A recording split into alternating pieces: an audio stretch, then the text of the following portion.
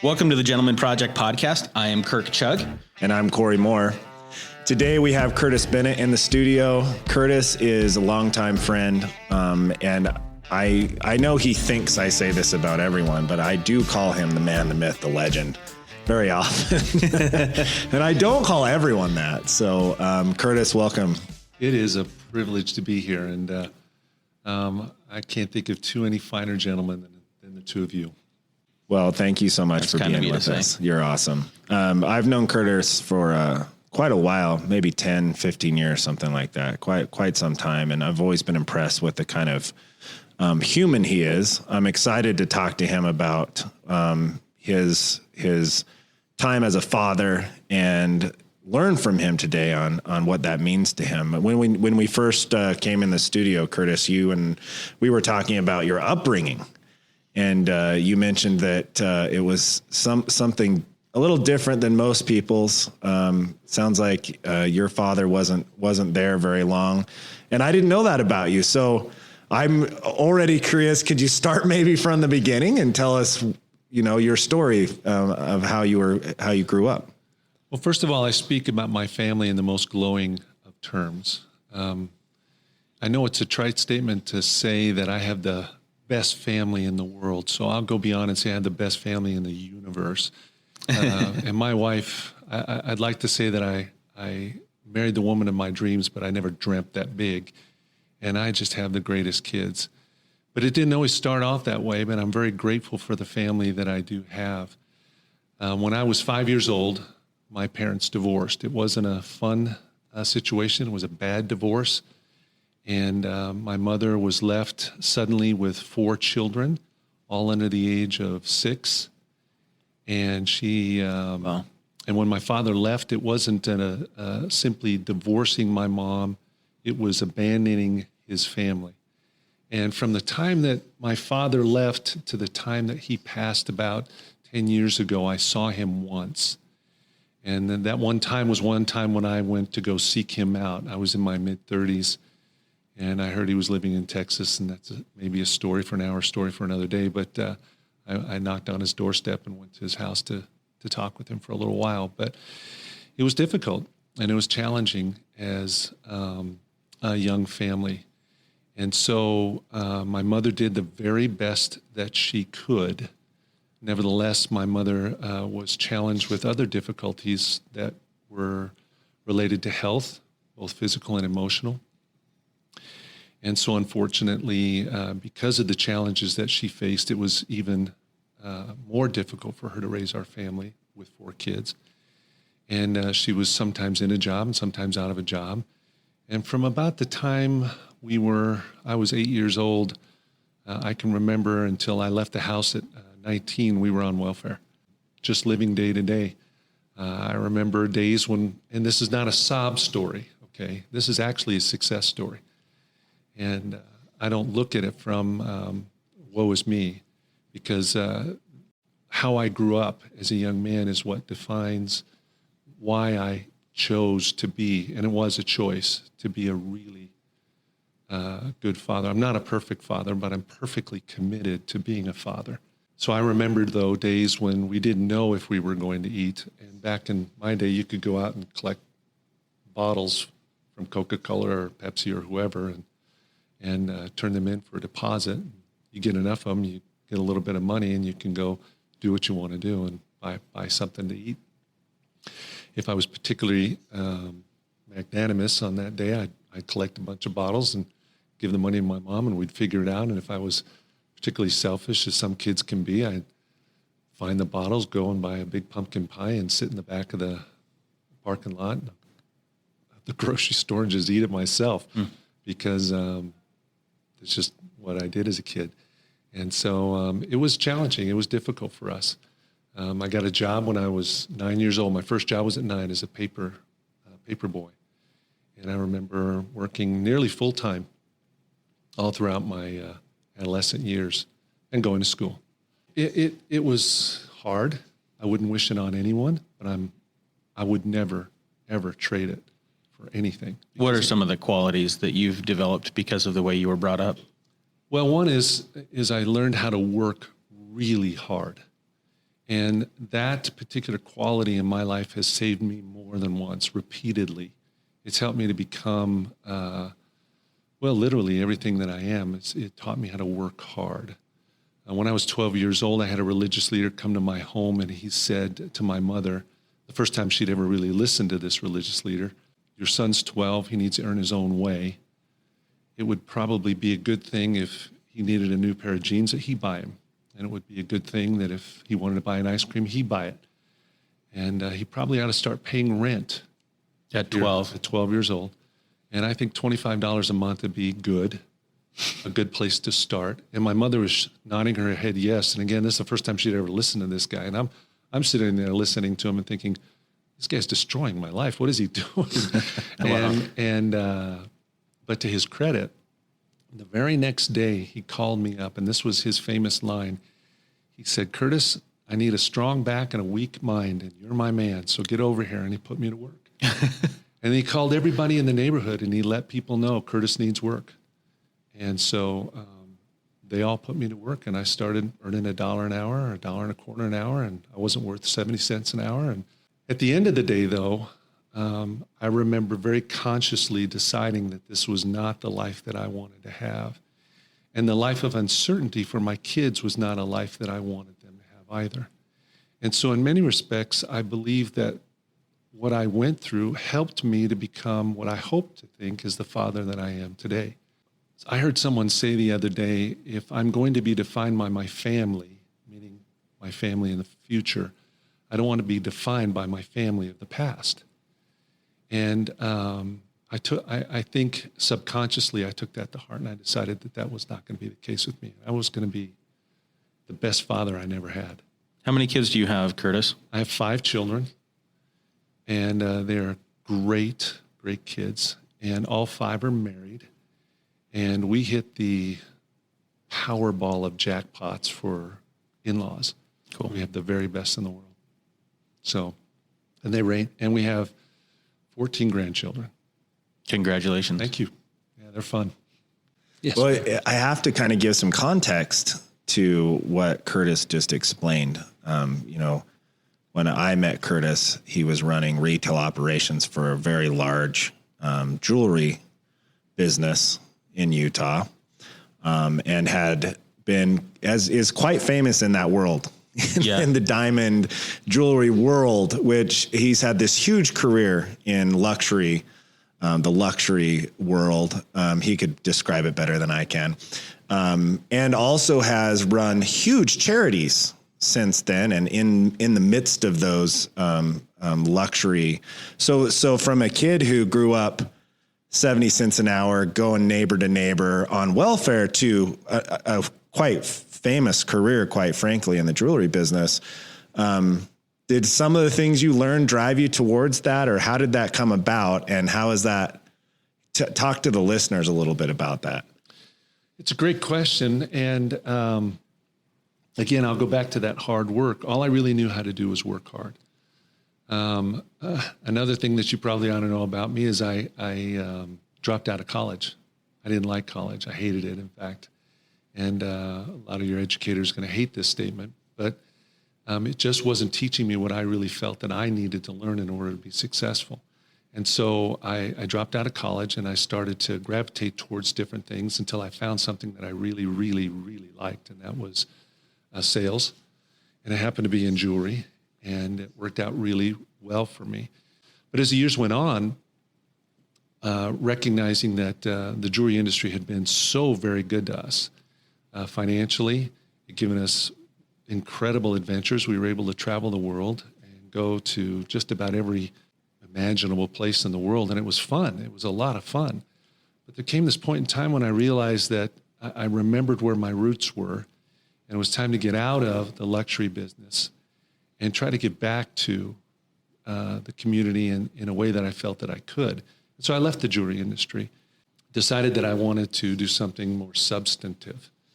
And that's when I got involved in charitable pursuits. And we did a lot of work in Central America, helping families in poverty develop the skills that they needed to have in order to be able to become self-reliant.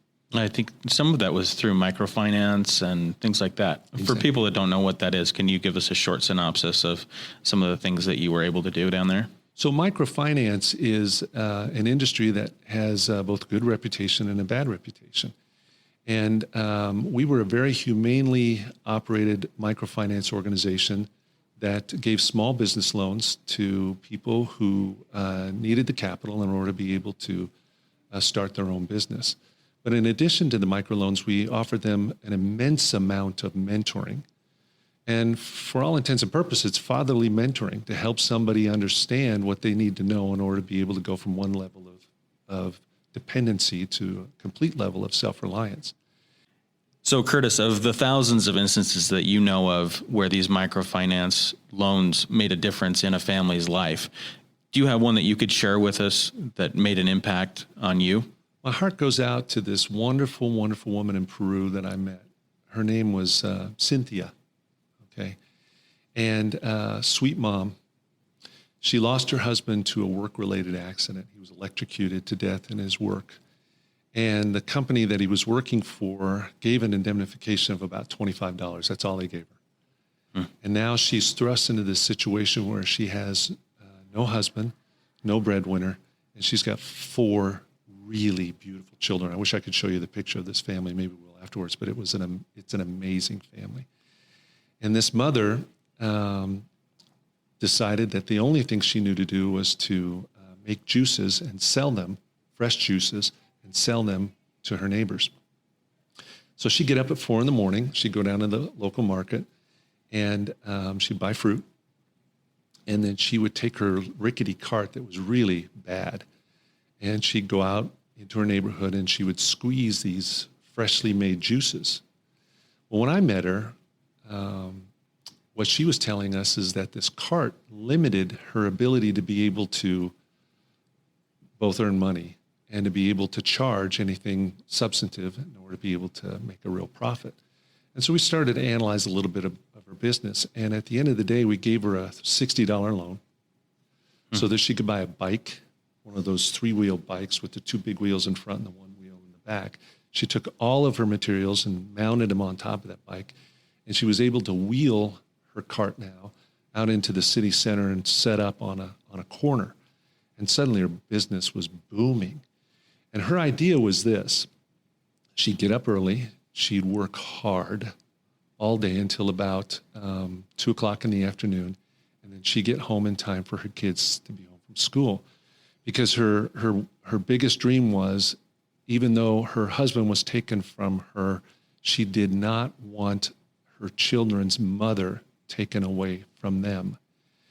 And so she'd get up in the morning, leave to the oldest kid, the child, the responsibility of getting him off to school. But she'd be home before they got home from school so she could help them with their studies and everything as such and make sure that they had a stable life at home. But her income went from about $30 a month to over $200 a month in the very beginning, and then ultimately to $300 a month. And then 6 months later, when I went back to see her, she was in a new house. She was renting a different house. Everybody had their own room. They all had their own beds, still doing the same thing, still working very, very hard. But as a mom, wanting to give her children as stable a life as she could possibly give them. Speak to some of maybe our listeners. We have a lot of women listeners that listen to the podcast.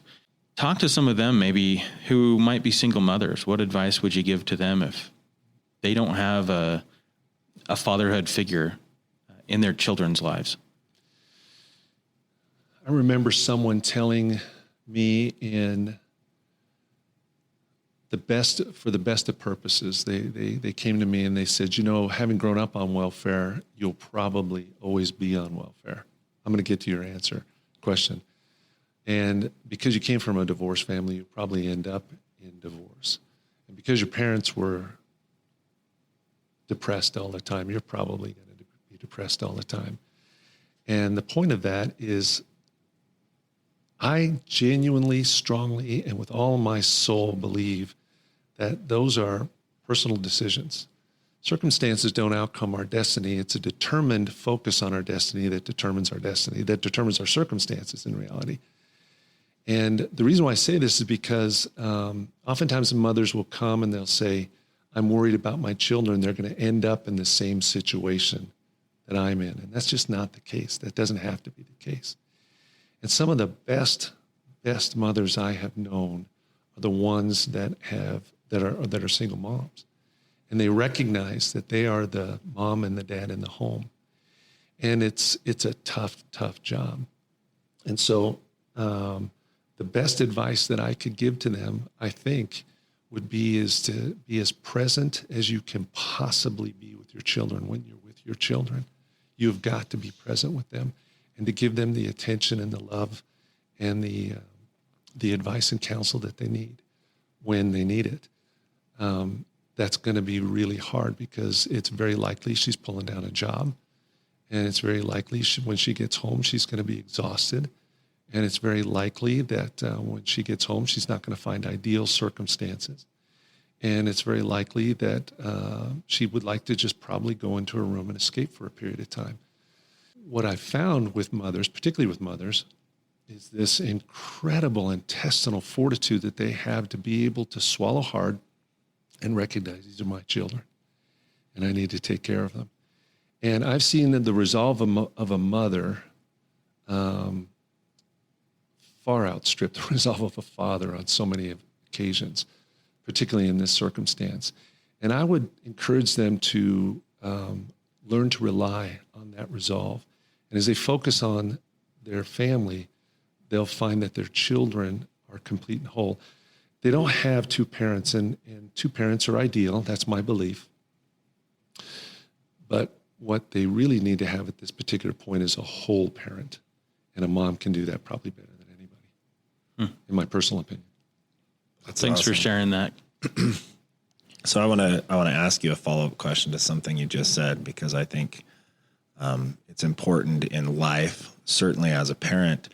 You said you don't have to. Someone told you you're going to be unwell for fair, and you're not going to have a great marriage, and you're going to be depressed. And I think people have a tendency to be similar to their parents, right? But I've seen myself in my own life make decisions. I'm going to do this just like my parents. I'm going to do this different.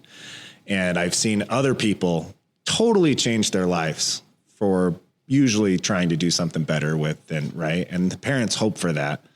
So I think it's definitely possible. I've seen a lot of people do it. You've done it with your life. You have an amazing marriage. I know, because I know your marriage. And you have a fantastic career, and you have a great family. So what's the key to that? What's the key to being able to change the attitudes, the personalities, the habits that many of us grow up with, to turn them into something better? I'll try to answer the question to the very best of my ability, but two things came out. One of it was a "how dare you" attitude. And I didn't say this to the individual, but I thought it to myself. How dare you think that just because I'm here and now, that I'm going to be here in the future? How dare you think that that is going to be my destiny? How dare you, in fact, plant those ideas or those thoughts into my head? And how dare you think that that is going to be the case just because? The other one was, how dare I? How dare I decide that or allow myself to take what was difficult and challenging to me and inflict that upon my children? How would I ever dare to do that to my kids? How would I ever dare to put my children in those moments of intense uncertainty and moments when there's an immense amount of self-doubt? How dare I, who has gone through these feelings, inflict those same feelings upon my children? There were others who said that because your father was in some regards abusive, you'll probably be abusive. How would I ever dare do something like that? And so I remember when Sherry and I first started to talk about marriage. First of all, I was still absolutely dumbfounded that she said yes to my proposal. And I could not believe, and I really took a big chance on this one. More than anything else, I wanted to marry Sherry Marie Bevel. I wanted to marry her with all of my soul, but there's something we had to understand first. And so the two of us sat down and we talked about it. Divorce is not an option. You have to know that divorce is not an option. And if we're going to go into this, we're going into this for forever, for good. And it's going to get rough and it's going to get tough and it might get bad, but divorce is absolutely not an option for us. Now, I'm not decrying and I'm not saying divorce doesn't have to happen in some cases. I believe that it does. But in this particular regards, I told my wife, we have to understand this, to the two of us together. And we agreed that that was not going to be the case, because how could I ever dare to pass on to my children those things that hurt me the most as a child? I just couldn't do it. And so that's what it was. So that there was just something that just welled up inside me. I bowed my back on the whole idea and said, this is just not going to happen. That was a decision that we had made long ago. Curtis, of anything that you learned as a dad, raising kids as they were in the house, what do you think the hardest thing for you was, and how did you overcome it? I have a question that burns in my head all the time, and it's not, am I thinking too small? Or am I thinking too big? Is, am I thinking big enough?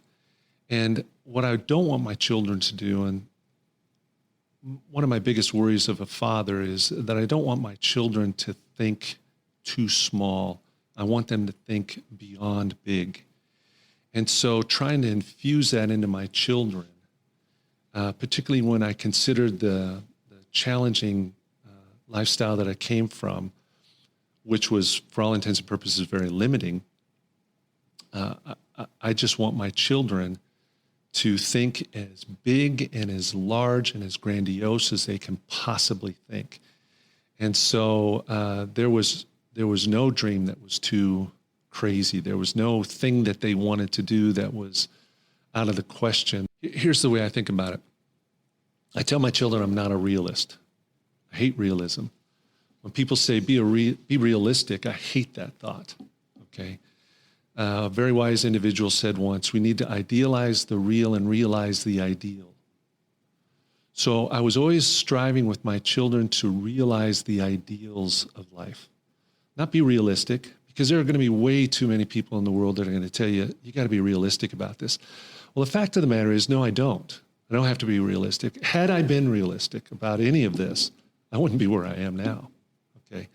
And so people say, well, then do you have a positive mental attitude? Well, I don't even like a positive mental attitude, okay? Because I think a positive mental attitude, for all intents and purposes, cannot stand the heat of the day. And so I'm not an optimist. I'm not a realist. I'm an idealist. And I want my children to think in ideal terms. Ideal terms. What is the ideal? Okay, let's figure out what that is. Let's go for it. Let's figure out what that ideal is. Doesn't matter what the challenges are. Doesn't matter what people say. Doesn't matter if we're limited, so to speak. Let's just determine what the ideal is, and let's go for it. I love it. I'm going to use that with my kids now. I appreciate that. How many times have you had, I'm sorry, but how many times have you ever had somebody say, be realistic? Come on, be realistic. Yeah, and I hate that too, yeah. Curtis. Yeah. We're kindred spirits that way. I know that for sure. Okay. So you had this, different upbringing. You decided it's going to be different. You learned how to work hard. You definitely learned how to build relationships. You learned how to do really well at sales. Then you taught other people how to be self-reliant, how to work hard, how to have some of those same characteristics. What are some of the ways that you imparted those principles to your kids? And I know that you know, that's a big question, but maybe there's a few, 2 or 3 things that you feel like the listeners will want to hear. I did these things to try to show my kids how to work harder, try to show my kids how to be good at with people. What are some of the things that you did with your kids as they grew up, or that you're doing now, to help them to instill those principles you learned? So a lot of those things were deliberate. Some of them were intuitive. One of the intuitive things that we did, and it may seem like a very, very small gesture, but my job with my family every day from the time I can remember till the time my last child left the house was to get up in the morning and make breakfast. I did that every day. And the reason why I did that is because I wanted my kids to leave the house on a very positive note. They were going to have to deal with a lot of stuff when they go out into the world. And I wanted that first experience in the day to be as humanly positive as we could make it. And so some days it was as easy as Cheerios, Honey Nut Cheerios. But for the most part, I was making eggs and I was talking to my kids and I was laughing with them and I was joking with them and I was making sure that we were, had a good positive attitude when we were going out in the day. But every single day, that was my job. So if I was home, I got up, no matter how tired I was, and I would make breakfast. And that was I loved those mornings. And my kids talk to me now about how much they loved those mornings. Sorry to get emotional, but my kids are older now, and when I see my sons getting up and making breakfast for their kids, and they do it for the self-same reason, that was important. Children are going to have to deal with a lot of things. And for them to leave without a full belly or without, some positive encounter with mom or dad in the very beginning part of the day, I thought was making it infinitely difficult for them to deal with life. Because I wanted them to know that when they came home, regardless of how they were battered and beaten in school or in life throughout the day, they also had a safe harbor to come home to. And so when the day was over, there would be days I'd come home and I was exhausted, okay? This was a routine that I put myself through literally every single day. And with 5 children, it could be absolute mayhem. And with 5 children, my wife could likely be at the end of her rope. But I would drive into the driveway. I would take a couple of deep breaths. I would close my eyes and I would say, it doesn't matter how tired you are. You got to now go in there and take care of business and make sure that in the same way that your children started the day with as positive an experience as they could possibly have, you need to make sure that they have the same. And so don't allow yourself to go in and take your exhaustion or your frustrations with work or anything back into the home and let's just take care of business. And that's what we go do. But then at the same time, I like to take time with each and every one of my children. I'd like to say that I did this perfectly, but I was perfectly committed to it, but I wasn't perfect with it. And spend some time with my children and really talk with them again about their hopes and their dreams and the things that they wanted to do, and help them to realize that even if the odds were against them, their dad was with them. And I was going to help them out in whatever it is that they wanted to try and accomplish. And again, I wasn't perfect at it. But for example, I had a daughter. We were in Chile at the time. We were living down in Chile. And I had a daughter who is an amazing individual. When she gets a firm resolve, just get out of her way. And she decided that she wanted to do her junior and senior year all in one year. And the private school that she was going to down there said, impossible. It's not possible. It can't be done. And my daughter said, Dad, this is how I want to do this. And I know that I can do this. And so we looked at it, and it was formidable. It was challenging. It was going to be there. It was going to require a lot of late nights. I helped her count the costs. I helped her look at the realities of it all. And but then I said, "Is this your ideal? Is this what you want to do?" And she said, "Yes, this is my ideal. This is what I want to do." And so we went back to the school administrators and we said, "We understand that you think it's impossible, but she can do this. And I'm her father, and I know that she can do this." And what was good is her mom was there, obviously, with us. But it's good to have your daughter sitting there, seeing her parents advocating her cause because they believe in her and they know that she can do it. And not only do I know that she can do it, but her mom and dad are going to help her do it. And so it's not like we're going to walk away from this and say, "Good luck, child. Good luck, Natalia. We hope you get this done." It was a matter of we advocated her cause. They told us time and again, this is impossible. They told us this is not realistic. They told us this just cannot be done. Ultimately, they agreed to let us give it a try on a, if I recall, on a probationary basis. And at the end of the school year, my daughter had done her junior and senior year all in 1 year, and really did a good job. Sounds to me like you don't tell the Bennetts they can't do something. If you want them to do something, tell them they can. They can. It's a game over. Well, that's a cool story. Well, my grandson, I said, what are some of the things that you know about the Bennetts? He says, Bennetts never quit, and Bennetts do hard things. This is my 12-year-old grandson, 13-year-old grandson. Bennetts do hard things, and Bennetts never quit. Those are Bennett mantras, it sounds like. Yeah. If there was a day in your life that you could go back to as a father, good or bad, and relive or fix, can you share that experience with us? There are countless button-popping, prideful days when your son or your daughter or your wife or family has done something that is just so incredible. And you think, man, it just doesn't get any better than this. And it happened years and years and years ago when our children were all young. And we were camping. And it was on the borders of New Mexico and Colorado. And we were inside of a tent because it was raining like crazy and thunder and lightning like you can't believe. And so we all had to kind of shelter in this tent. And my wife had gotten this obscure book from that she had a special order from England that no one had heard about, called Harry Potter. And we had one of the first copies that came into the U.S., and we ordered it directly from England. And we're sitting in that tent, all of us in our sleeping bags, just cuddled up, and thunder and lightning going like crazy. And I have a flashlight. I went through, if I recall right, 2 or 3 flashlights, reading out loud Harry Potter to my kids. It was so much fun. And I read until I was hoarse. And I remember telling my kids, sorry, kids, I just can't read anymore. And they said, no, you can't stop now. And so we read and we read and we read and we read.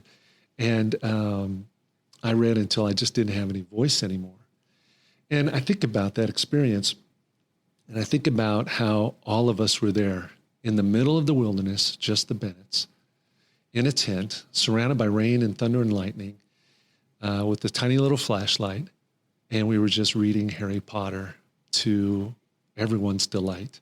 And it was so much fun. And so Harry Potter became, for us, a family activity. And so we would read all of the books as a family together. Now, I will say that my older boys, as the later books came out, would cheat, and they would go and find the book and read forward and pretend like they'd never heard this part. But it became a kind of a family tradition that we'd read the books together. And it all stemmed from that one experience. What a neat experience. It was a great one. Now, one other I'll share with you just real quickly happened just last year. But to have all of my children married with, as I said, the quintessential in-laws, the epitome of sons-in-laws and daughters-in-law, we've got them. But to have my daughter getting married to her future husband, and to have my children all sitting there in a very sacred room, and have all my family with their spouses there, was just a parental payday unlike anything I've ever experienced in my entire life. And I looked over at my wife, and we just both wept with joy seeing these beautiful families and seeing the happiness in all of their lives. I have a question for you that is a little off the beaten path. But so I'm listening this last week over the Christmas holiday. I'm driving my girls to a cheer lesson, I think, and my 14-year-old says, "Dad, let's listen to Butterfly Kisses." I'm like, I don't want to listen to that because I know what's going to happen. I've got my 2 daughters in the car. I'm going to start bawling. And if you know that song, you know it's about butterfly kisses at night when they're kids, and then it kind of sings to them growing up and the dad having to give them away, which quite frankly, I know will be wonderful, but is one of my biggest fears. You've done it successfully, obviously. You have these kids who've been married and have found great companions. Is there any advice that you could give me as to, as you're talking through those dating years, because that's my 14-year-old, is almost 15. She's going to get into these dating years. And I hope, I pray, probably one of my biggest hopes as a father is that she'll find someone wonderful. Right. And my wife likes to say, honey, you raise the right kind of person, she'll find the right kind of person, kind of a thing. But is there any advice that you could give me as it relates to, giving your kids advice as they're dating and they're finding the right person to eventually be with? It's such a huge decision in life.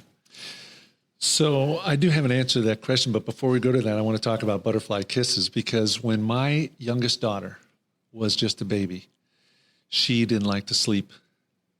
And so, it was my job to calm her down. And the only way that worked for her was for me to play that song, Butterfly Kisses, and dance with her, just holding her and dancing with her and just doing all the dance moves in my family room to Butterfly Kisses. And then last year when Sydney got married, to dance with her to that song was a great, again, fatherly, paternal payday. So, but your question goes to the heart of the Gentleman Project and everything that the two of you are communicating. I applaud it and I'm grateful for it. And I'm grateful that there is this type of medium out there for fathers and families to listen to and mothers to listen to. Because when it came to my sons, it was a matter of teaching them not to just to be a gentleman, but to be a perfect gentleman. When they were with a young lady, their job was to protect that woman at all costs. And it was their job to take good care of her. That if anything happened to her, it was their responsibility. And so I made sure that my sons knew that when they were out dating, or if they were with another young woman, or if they were in any kind of circumstance, to joke about or to make fun of or to treat lightly another young woman was just unacceptable behavior. Now, again, to the heart of the Gentleman Project, it's the idea that I had to exemplify that, epitomize it to their mother. And again, I'm not perfect, and I wasn't always perfect with that. But I am willing to apologize, and I am willing to go to my sons and say, or my children and say, I messed up. And I need to fix this, and I want to fix this, and I want to be better, so please forgive me. Because oftentimes when it would come time to apologize to my wife for anything stupid that I did, and I've been known to do stupid things, oftentimes you have to go to your children and let them know that you feel poorly for what occurred, because you love their mom. And so for them to be able to see that was important. But then in the same light, I needed to be not just a gentleman, but a perfect gentleman to my daughters, because I wanted them to have an ideal, not be realistic, but to have an ideal in their head as to what they wanted in their future husband. Now, there are a lot of people who will say that ideal doesn't exist. Well, I've got 5 in-laws that will defy that. Okay, the ideals do exist out there.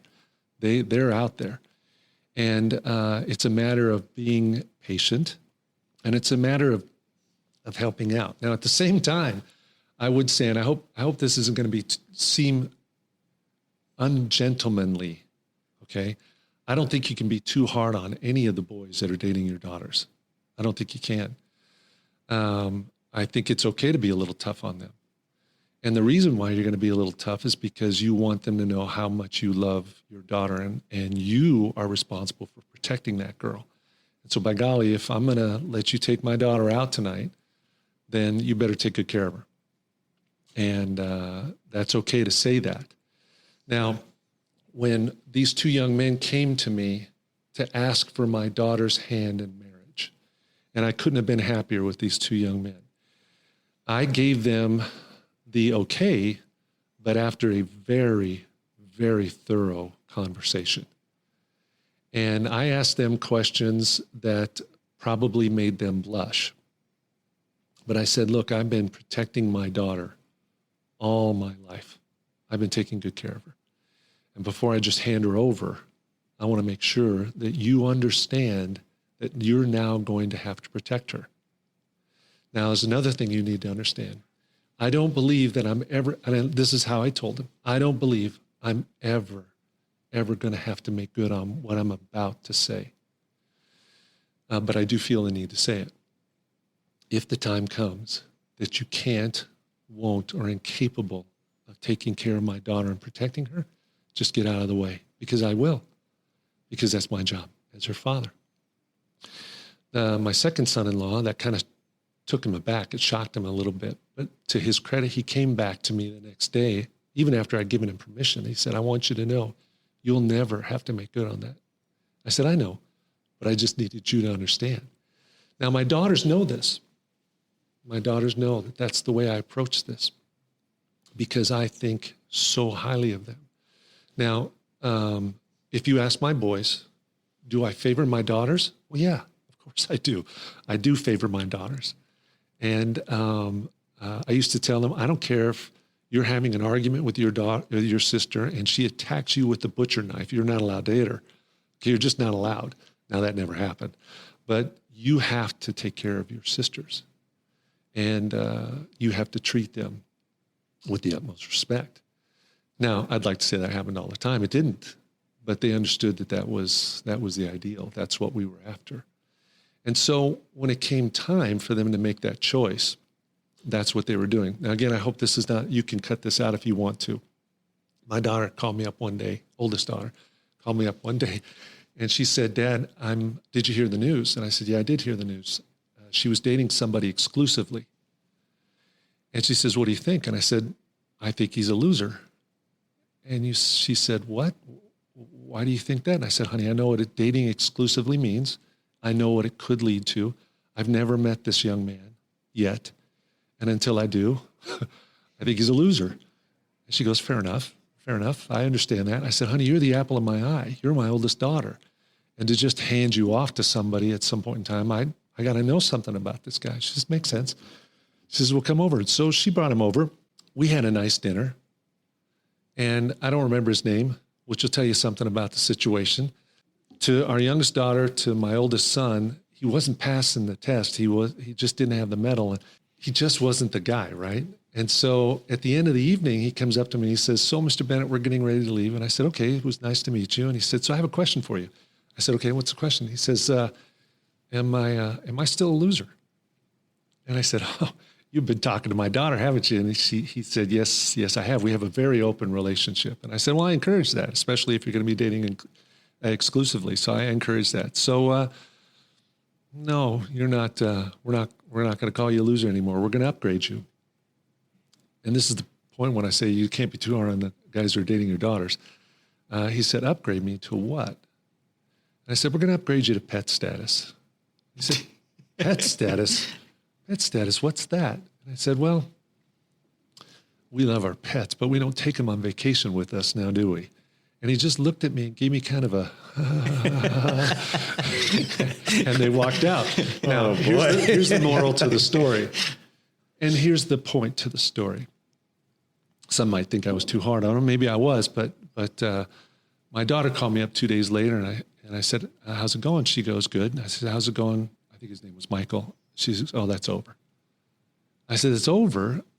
I'm sorry, honey, why is that? She goes, oh, Dad, it's all your fault. And I said, my fault? I'm sorry, did I overstep my bounds? She said, no. She said, no, really what happened is this. I decided that if you didn't like him, he wasn't good enough for me. And that's the point of the story. That my daughter had that kind of regard for my opinion related to this, and that she took it very, very seriously. And I was very grateful for that. So when she said that, I hung up the phone and I just kind of wept, because it just humbled me to the core that she had that kind of feeling towards her father. That has to come from her seeing how you treated her her seeing how you treated her mother, the breakfasts, the one-on-one times, all of that, right? There has to be that basis of pure love. She knows you had it for her. And if she knows that there's pure love there, then she can trust you with that kind of a decision. I'd like to think that was the case. And again, I'd like to think I was deliberate on all this. A lot of it was intuitive to me. And it's just what we did. My youngest daughter, for example, when she was having hard days, I'm a big Taylor Swift fan. And the reason is because my daughter was. And so we'd go get in a car and we'd drive around and we'd listen to Taylor Swift as loud as we could listen to it and just sing to the top of our lungs. And my daughter now loves Kenny Loggins and she loves the Eagles and she loves some of my music as well. But we just sing to the top of our lungs until things just kind of work their way through. And some of my greatest memories of my time with my daughter, Sydney, is in a Honda Pilot just driving through town singing to the top of our lungs. That's awesome. That's great. And I'll bet she remembers those times too. She does. Yeah. So, well, Curtis, your advice today has been very thoughtful. You're a very thoughtful man, and I appreciate the time that you spent preparing to come and be on the podcast today. I can tell that you did. And you put as much thought into that as in the same style that you did in your fathering, in your parenting, when your kids were in the house. I can tell that you were a very thoughtful father. We want to thank you. Well, thank you for saying that, but I want to say something the two of you might not say. That forethought is out of respect to what you're doing. Okay. It deserves that kind of respect. The Gentleman Project, I was able to learn about this a number of years ago. I was impressed then, I'm impressed now. And as we were talking before we began, it's really hard to find positive content out there today. You have to go out and search for it. And I've turned my boys all onto this, and I want them to listen to it. I'm going to continue to listen to it. But the effort that two of you have put forward deserves that kind of respect. So I applaud you for what the two of you are doing. Oh, thank you, Curtis. It's very kind of you to say. We've been edified with this podcast today, Curtis. Thank you so much for being with us. Thank you. Thanks for being on the podcast with us today and listening to Curtis Bennett. He had some fantastic things today. Look forward to you joining us next week. You can find us wherever you find your podcasts and at thegentlemanproject.com. Thanks. I'm Kirk Chug. And I'm Corey Moore.